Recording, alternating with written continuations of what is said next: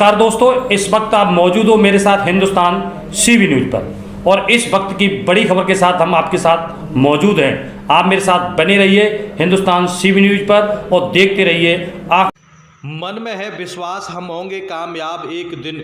इसी विश्वास के साथ हैदराबाद के एक छोटे से गांव से शिक्षिका माधवी लता साइकिल के द्वारा प्रधानमंत्री नरेंद्र मोदी से मिलने के लिए दिल्ली के लिए निकल पड़ी है।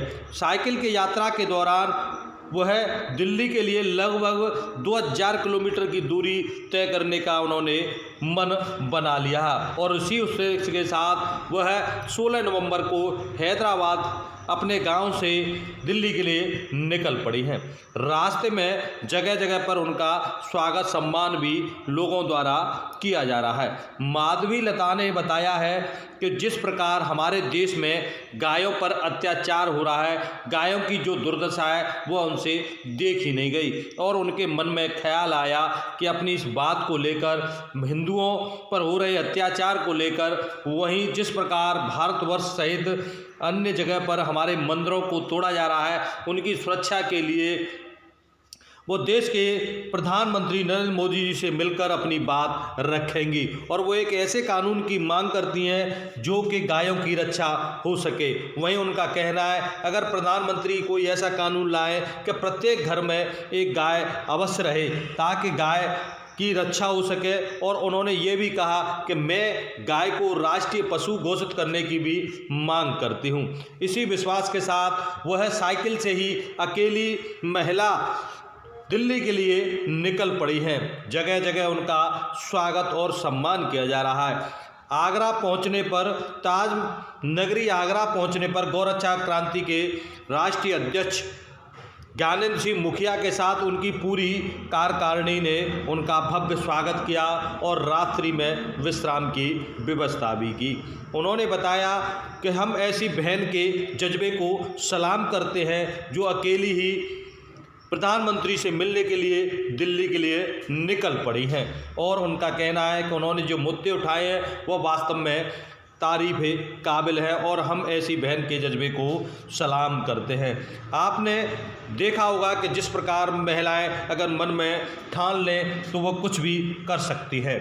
कल्पना चावला चंद्रमा पर पहुंच गई थी और वहीं देश की अनेक बेटियां पढ़ के IAS और PCS बन रही हैं। उसी प्रकार इस शिक्षिका ने भी प्रधानमंत्री से मिलने के लिए मन बनाया और अकेले ही साइकिल से लगभग 2000 किलोमीटर की दूरी तय करने के लिए निकल पड़ी। जिंदाबाद हिंदू एकता, जिंदाबाद हिंदू एकता, जिंदाबाद मातृशक्ति, जिंदाबाद मातृशक्ति, जिंदाबाद। माधवी लता। कहाँ से आ रहे हो आप? मैं हैदराबाद के सामने एक वेमलावाड़ा नाम का गांव से मेरी साइकिल यात्रा स्टार्ट किया। तो कहाँ जा रहे हो आप? माननीय मोदी जी के मिलने दिल्ली जा रहा था। क्या क्या उद्देश्य है आपके? मकसद से जा रहे हो? 3 उद्देश्य है मेरा।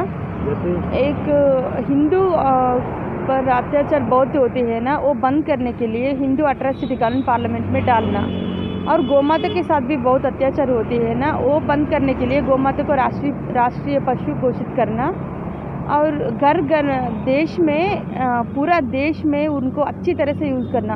उनके गोबर को यूरिया तरह यूज़ करें तो केमिकल वाला फूड खाने को हम बच सकते हैं ना। इसे गौ माता को अच्छी तरह से पूरा देश में यूज़ करना चाहिए। और 3rd मंदिर वाले पैसे, कमाने वाले पैसा, फंडिंग के लिए आती है ना वो पैसा, वो सब वेस्ट हो रहा है। मंदिर को कमाने वाले पैसा हिंदू को खर्च करना चाहिए। पूर पीपल इतना महंगा होते हैं, उनके लिए भगवान के दर्शन करना, वो दर्शन टिकट निकालना है, वो अर्चन टिकट, सब टिकट्स निकाल कर उनको खाना फ्री में देना है। हिंदू को भी खर्च करना चाहिए, इसके लिए वो प्राइवेट करना ज़रूरी है। ये तीनों विषय में मोदी जी को विनती करने के लिए जा रहा था। कब चले आप अपने वहाँ से? कब चले? 16 नवंबर से मेरी यात्रा स्टार्ट हुई। कितने दिन की यात्रा है आपकी? कितने नहीं जा रहा था, आज से 35 डेज हो गई। कब तक पहुँचोगे दिल्ली आप? और 5 दिन लगेगा।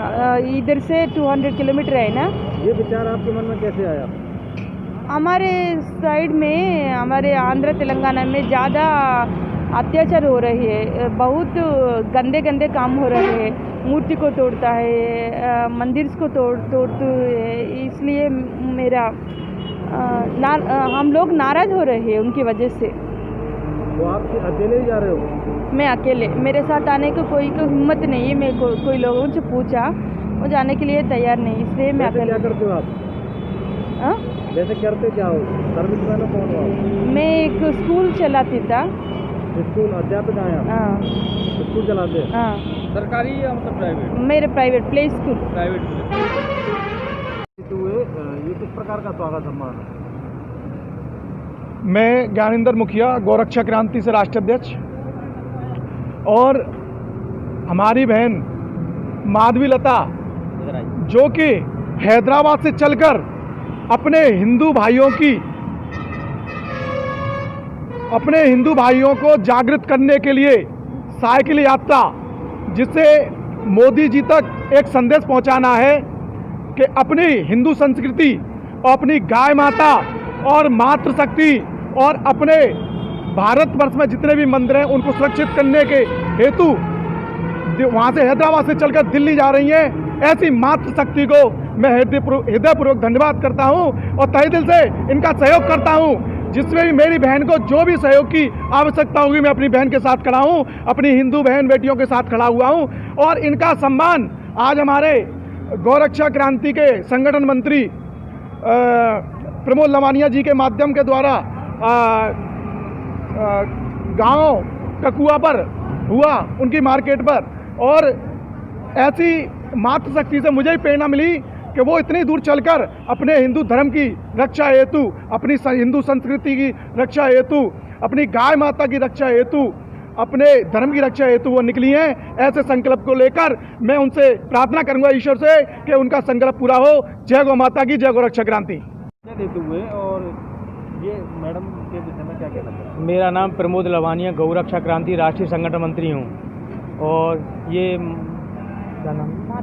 माधवी लता दीदी, ये हैदराबाद से चलकर मोदी जी को, नरेंद्र मोदी दिल्ली तक ये यात्रा कर रही हैं, साइकिल से यात्रा कर रही हैं। इनकी मातृशक्ति को हमें सलाम करना चाहिए, नमन करना चाहिए। और इनका 3 ही उद्देश्य है। इनका सबसे फर्स्ट उद्देश्य है कि हिंदुओं की रक्षा होनी चाहिए। दूसरा उद्देश्य है गौ माता को राष्ट्रमाता घोषित करना चाहिए।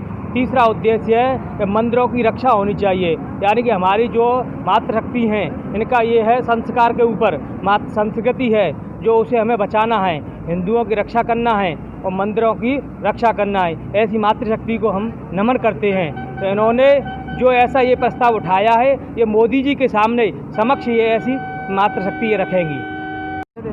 और ये अभी जो स्वागत सम्मान हो रहा था, क्या मामला है?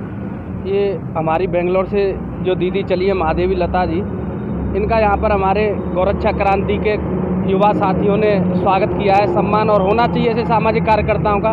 पहले तो इनको हम बहुत तहे दिल से शुक्रिया करना चाहते हैं जिन मुद्दों को लेकर ये निकली हैं। आज देश जहाँ पे बहन बेटियों की सुरक्षा, गाय माता की सुरक्षा, हिंदुओं की सुरक्षा के लिए हिंदू बाहुल्य होते हुए त्रस्त है कि किसी तरीके से इसमें बचाया जा सके।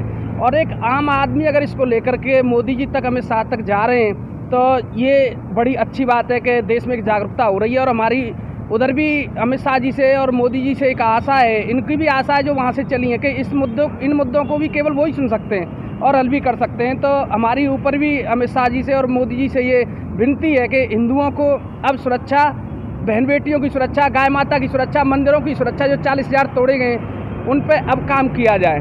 क्योंकि ये विकास, खाली विकास से तुम्हें वोट नहीं पड़ने वाले हैं। अब हिंदू राष्ट्र चाहिए और इन मुद्दों को अब सॉल्व करना ही पड़ेगा। मौजूद हो आप मेरे साथ आगरा ग्वालियर रोड स्थित आगरा शहर से 10 किलोमीटर पहले इटौरा पर।